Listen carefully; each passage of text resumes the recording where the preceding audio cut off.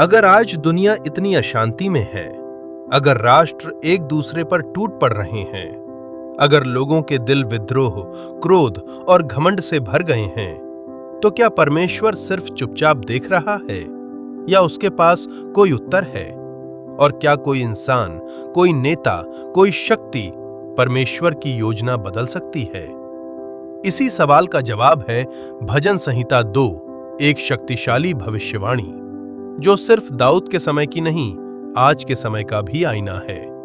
जाति जाति के लोग क्यों हुल्लड़ मचाते हैं और देश देश के लोग व्यर्थ बातें क्यों सोच रहे हैं? यहोवा के और उसके अभिषिक्त के विरुद्ध पृथ्वी के राजा मिलकर और हाकिम आपस में सम्मति करके कहते हैं कि आओ हम उनके बंधन तोड़ डालें और उनकी रस्सियों अपने ऊपर से उतार फेंकें। वो जो स्वर्ग में विराजमान है हंसेगा, प्रभु उनको ठट्ठों में उड़ाएगा।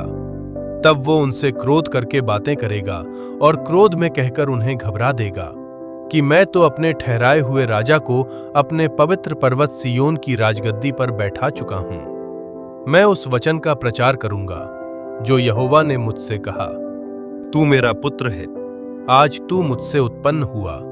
मुझसे मांग और मैं जाति जाति के लोगों को तेरी संपत्ति होने के लिए और दूर दूर के देशों को तेरी निज भूमि बनने के लिए दे दूंगा। तू उन्हें लोहे के डंडे से टुकड़े टुकड़े करेगा।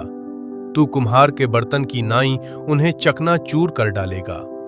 इसलिए अब हे राजाओं, बुद्धिमान बनो, हे पृथ्वी के न्यायियों, ये उपदेश ग्रहण करो। डरते हुए यहोवा की उपासना करो और कांपते हुए मगन हो। पुत्र को चूमो, ऐसा न हो कि वो क्रोध करे और तुम मार्ग ही में नाश हो जाओ, क्योंकि क्षण भर में उसका क्रोध भड़कने को है।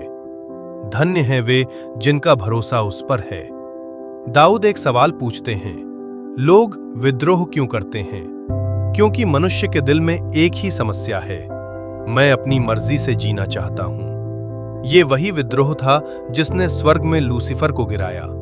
ये वही विद्रोह था जिसने आदम और हव्वा को धोखा दिया, और आज भी वही विद्रोह परिवारों को तोड़ता है, राष्ट्रों को बांटता है और मनुष्य के दिलों को अंधकार में डाल देता है।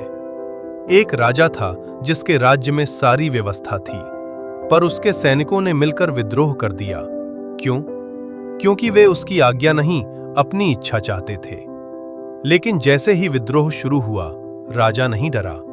वो शांति से अपने सिंहासन पर बैठा रहा, क्योंकि वो जानता था विद्रोह छोटा है पर उसका शासन अटल है। भजन संहिता 2 यही चित्र दिखाता है। परमेश्वर के विरुद्ध खड़े होने वाले लोग छोटे हैं और उसकी प्रभुता अटल है।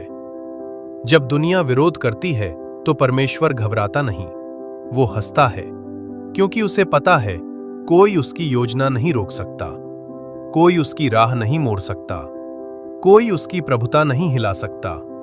क्या कोई उसकी योजना बदल सकता है? कभी नहीं। परमेश्वर कहते हैं, ये मेरा पुत्र है, मैंने उसे राजा ठहराया है। यानी अंतिम अधिकार मनुष्य का नहीं, राजनीति का नहीं, राजाओं का नहीं, बल्कि परमेश्वर के पुत्र का है। और जो उस पुत्र का आदर नहीं करते वे मार्ग में टूट जाते हैं, पर जो उसकी शरण लेते हैं वे सच में धन्य हैं। आज आपके सामने भी 2 रास्ते हैं, विद्रोह या परमेश्वर की शरण। एक रास्ता तोड़ देता है, दूसरा शांति, सुरक्षा और आशीष देता है। दुनिया बदल सकती है, नियम बदल सकते हैं, राष्ट्र बदल सकते हैं, पर उसका फैसला, उसका राज्य कभी नहीं बदलता। हे प्रभु, मुझे आपका मार्ग चुनने की बुद्धि दे। विद्रोही दुनिया से बचा और मुझे तेरे पुत्र की शरण में स्थिर रख। मेरे जीवन में शांति, विवेक और आपका राज्य स्थापित हो। आमीन।